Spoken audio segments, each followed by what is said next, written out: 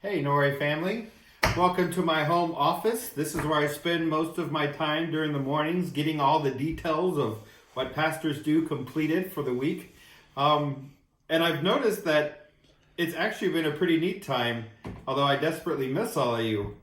If you're like me, you found whole new challenges that has come up in the past 6 weeks. And for me, the biggest one, honestly, was my hair. No matter how long my hair gets, it seems to grow twice as long every night.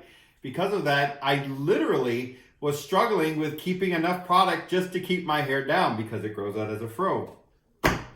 I don't know if you're like me, but that was a pretty big challenge for me. But even when I was dealing with that, I realized something. I realized that, yes, there are challenges thrown at us, but with every challenge, it seems to produce an opportunity to do something new, become something new, try something new. So if you begin to see that even though in this COVID experience, the challenges are there, you might also see something that you've always wanted to do and then jump on that opportunity. I think about this and I was inevitably reminded of one of my favorite stories. It's the blind man that Jesus's heart went out to when he was walking on the road. When Jesus was walking on the road, there was a blind man there, and he looked down at him, and as he's looking down upon him, he realized that this man has an opportunity. Yes, he is blind. He's been blind his whole life, and yes, he's been he's been challenged his whole life. But in the moment in which he is beside Jesus, Jesus spits on the ground, he gets some mud, he puts it on his face. But as he does this, he says, walk to Shiloh, wash it off, and your vision will be restored. That's the challenge. You see, Jesus gave him the opportunity to start a new chapter, to start a new part of his life, to do something different, new. But he had to do it.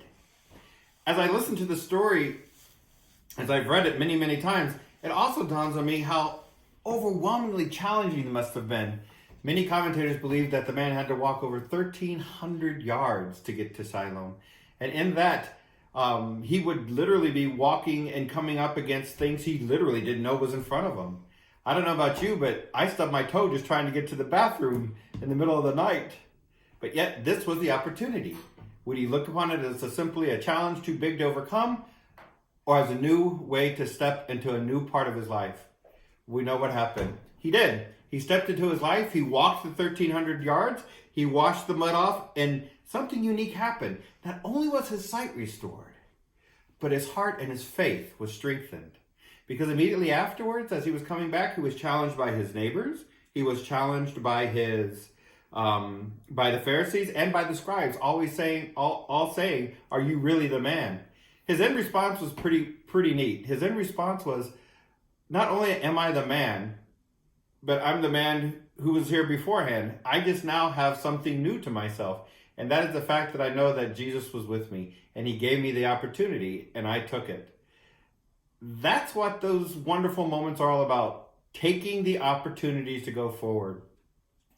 So perhaps during this busyness of trying to figure out how to work at home, you too can figure out maybe something you would like to start. Maybe you would like to start playing a new instrument. I tried the bagpipes, but my family voted me down. Maybe it's a time for you to start an exercise regime that you wanted to start. Maybe it's a time for you to start actually reading the whole Bible, which is a wonderful experience if you truly want to get deep into your faith. Whatever it may be, take the chance. Do what you can do. Who knows? Maybe by shedding all of those cares that you have, you may find a whole new existence. And I think that's the best part of life. So remember, learn from all the challenges you have. Love your people because they are the greatest treasures in our lives, and laugh, because if you can laugh, you already have a wonderful, wonderful life, and that's the greatest treasure of all. Hope to see you soon. You guys have a great day. Bye.